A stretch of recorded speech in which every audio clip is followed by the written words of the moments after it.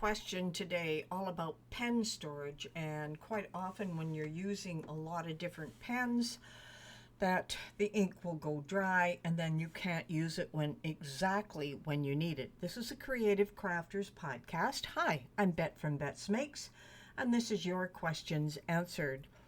Now, the interesting thing about storing pens, the best way is to have a container or something where you can store them, what I call upside down, or the nib down.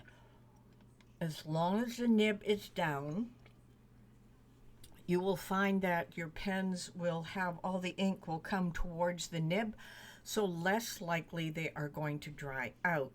Now, if you don't have any containers that are going to fit that, there are a lot of little plastic ones or just empty containers that you get in your regular shopping.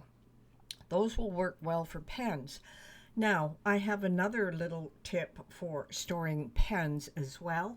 On Amazon, you can find these zip-up containers that store pens. Now, the biggest key here is make sure if you have all the nibs facing one direction, that way you can put the container or the bag that it's in, and with the nibs down, the drying out is less likely to occur. Now, those zip bags on Amazon, you can get them with 10 slots, 6 slots, 8 slots. They work extremely well, especially when you want to see all the different kinds of pens that you have. And that's important as well, because each brand of pen brings a different style to it. So those will fit in, but it gives you another way of organizing all those pens at the same time. So a couple of things: nibs down, any kind of container. I use old tea containers. I take the labels off and then I use my Cricut to decorate it with my own stickers.